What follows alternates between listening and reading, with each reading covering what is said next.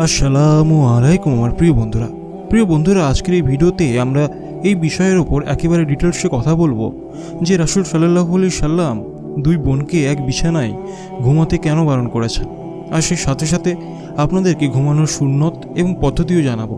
তো সেই জন্য আজকের এই ভিডিওটি খুবই বিশেষ একটি ভিডিও হতে চলেছে। আপনি এটিকে শেষ পর্যন্ত অবশ্যই দেখবেন। আমাদের প্রিয় নবীজি হযরত মুহাম্মদ সাল্লাল্লাহু আলাইহি সাল্লাম জীবনের প্রতিটি পদক্ষেপে আমাদেরকে সঠিক রাস্তাটা দেখিয়েছেন, আর আমাদেরকে শিখিয়েছেন যে কীভাবে একটি সফল জীবনযাপন করতে হয়।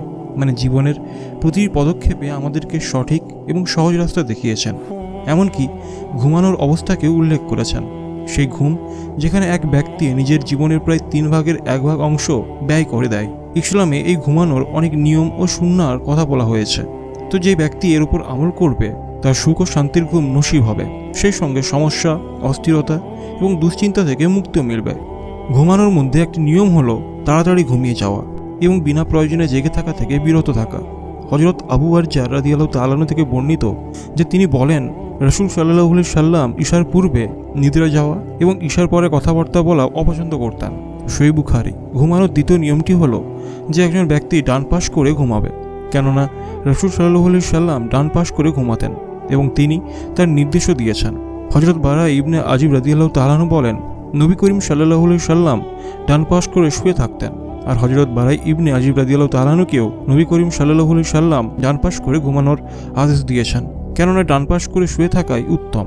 কেবলার দিকে পিঠ ও মুখ করে হলেও বা কেবলার ডানে বা বামে হলেও ডান পাশ করে শোয়া উচিত, কেননা নবী করিম সাল্লাল্লাহু আলাইহি সাল্লাম এরই আদেশ দিয়েছেন। তৃতীয় নিয়ম হলো কোনো ব্যক্তি শোয়ার সময় তার ডান হাতকে তার ডান কাঁধের নিচে রাখবে।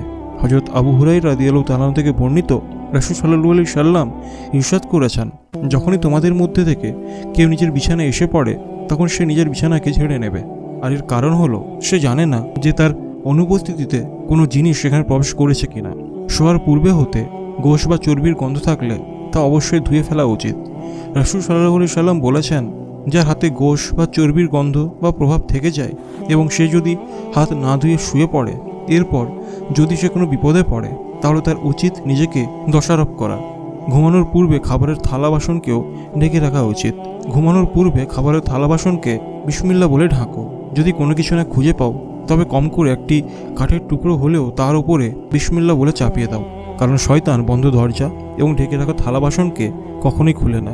ঘুমানোর পূর্বে আগুন এবং প্রদীপকে বুঝিয়ে তবেই ঘুমোবেন। হযরত জাবির বিন আব্দুল্লাহ রাদিয়াল্লাহু তাআলা আনহু থেকে বর্ণিত, রাসূল সাল্লাল্লাহু আলাইহি সাল্লাম ইরশাদ করেছেন যে রাতে যখন ঘুমোতে যাবে তখন প্রদীপ নিভিয়েই ঘুমোতে চেও এবং দরজা বন্ধ করে দিও।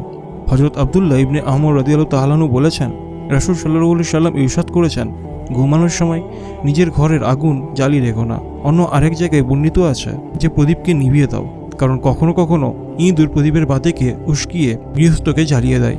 এমন ছাদের ওপর ঘুমানো বারণ যে ছাদের চারপাশে কোনো বেড়া নেই, যেটা পড়ে যাওয়া থেকে আটকাতে পারে না। এমন ছাদের উপর ঘুমানো নিষেধ করানো হয়েছে।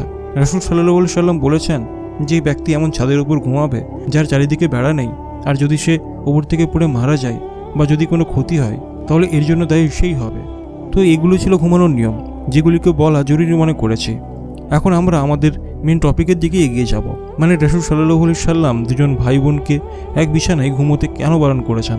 আমরা সবাই জানি যে ইসলাম খুবই পরিষ্কার এবং স্পষ্ট চিন্তাভাবনার একটি দিক, যেখানে ইসলাম প্রকাশ্য নোংরামি ত্যাগ করার জন্য বলে থাকে, আবার এর সাথে সাথে ব্যক্তিত্বকে এমন ব্যবস্থা প্রদান করে যার মাধ্যমে প্রতিটি মানুষের আধ্যাত্মিক স্বাস্থ্য উন্নত হয়।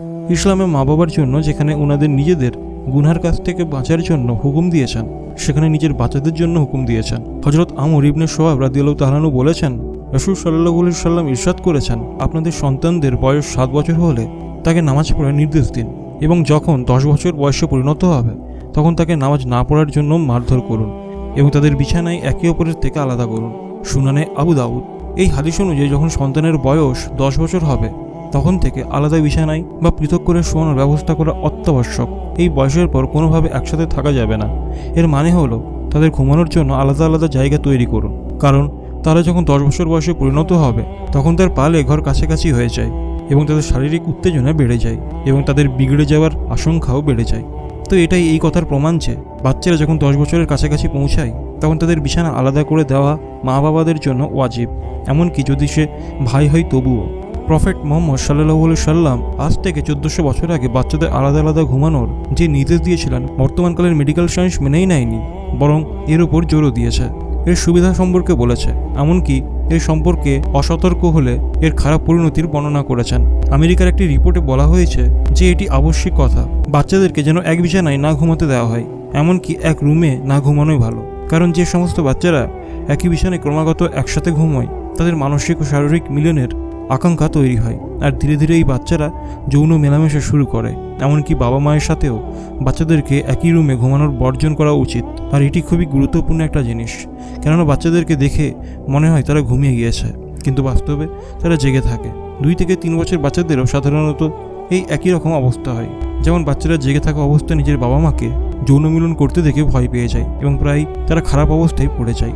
কখনো কখনো এমন হয় যে কিছু যৌন কার্যকলাপের কারণে গভীর অন্ধকার রাতেও বাচ্চারা ঘুমোতে পারে না, এবং নবযুবক বাচ্চাদের মধ্যে এই সমস্ত দেখে যৌন বাসনা জাগতে থাকে। আর জীবনের শুরু থেকেই তাদের অভ্যাস খারাপ হতে শুরু করে। আর এই খারাপ অভ্যাসগুলোকে বিছানা আলাদা না করার কারণে অনেক সহজেই আমরা তৈরি করতে পারি, কেননা সেখানেই বাচ্চারা বাবা মায়েদের সাথে একই ঘরে ঘুমায় এবং তাদের কাজকর্ম দেখে তারা উৎসাহিত হয়, যেখানে শরীয়তের দৃষ্টিতে এই বিষয়কে খুবই কঠোর করা হয়েছে। তাই এই ব্যাপারকে অভিভাবকদের খুবই সতর্ক এবং কঠোর হতে হবে। যখন আপনার সন্তানের বয়স 10 বছর হবে, একে অপরের সহজ ও উত্তেজনার কথা মাথায় রেখে যদি শুধু 2 বোনও হয় তখনও তাদের বিছানা আলাদা করে দিন। রাসূল সাল্লাল্লাহু আলাইহি সাল্লাম বলেছেন, এক পুরুষ অন্য পুরুষের সতরের দিকে দৃষ্টি দেবে না, আর না এক নারী অন্য নারীর সতরকে দেখবে। এক পুরুষ অন্য পুরুষের সাথে একই চাদরের নিচে শোবে না, এবং এক নারী অন্য নারীর সাথে একই কাপড়ের নিচে শোবে না। এই হাদিসের এটাই হিকমত যে নারী ও পুরুষ খারাপ থেকে দূরে থাকুক এবং নিজের গুনাহ করার থেকে রক্ষা করুক। কারণ যখন একাকী তারা একই বিছানায় ঘুমাতে যায় তখন শয়তানি দরজা খুলতে সময় লাগে না। এই জন্য ইসলাম এই দরজাকে সম্পূর্ণভাবে বন্ধ করার জন্য বলেছেন যে 10 বছর থেকে যখন উত্তেজনা সৃষ্টি হয় তখন থেকে একসাথে শোয়া নিষিদ্ধ করে দেওয়া হোক, যাতে করে খারাপের রাস্তা বন্ধ হয়ে যায়। এই জন্য আমাদেরকে এই বিষয়টির ওপর বিশেষভাবে নজর দেওয়া একান্ত প্রয়োজন, এবং নিজেদের বাচ্চাদেরকে ইসলামের শিক্ষায় শিক্ষিত করার জন্য কঠোর পরিশ্রম এবং চেষ্টা করতে হবে। আর মনে রাখবে, নিজেদের বাচ্চা 10 বছর হোক বা 15 বছর হোক, তাদেরকে মোবাইল দেবেন না। যদি আপনি তাদের হাতে মোবাইল দেন এবং তারা এক কোণে নিজের ছোট ভাইকে নিয়ে কোনো কিছু দেখে এবং আপনি জানেন না তারা এমন কিছু দেখছে না, হয়তো তারা গেমস খেলছে বা তারা কোনো কার্টুন দেখছে, এমনটা আমাদের মনে হয়। কিন্তু আজকালকার অ্যালগোরিদম এতটাই উন্নত, সোশ্যাল মিডিয়া এত অ্যাক্টিভ ও মডেল হয়ে গেছে যে বাচ্চাদের সামনেও খারাপ কিছু আসতে পারে। তাই এটাকে বন্ধ করার জন্যে প্রথমে প্রয়োজনীয় পদক্ষেপ নিতে হবে। আর এরপর আপনি বাচ্চার হাতে মোবাইল তখনই দেবেন যখনই আপনি এর সম্বন্ধে সচেতন হবেন।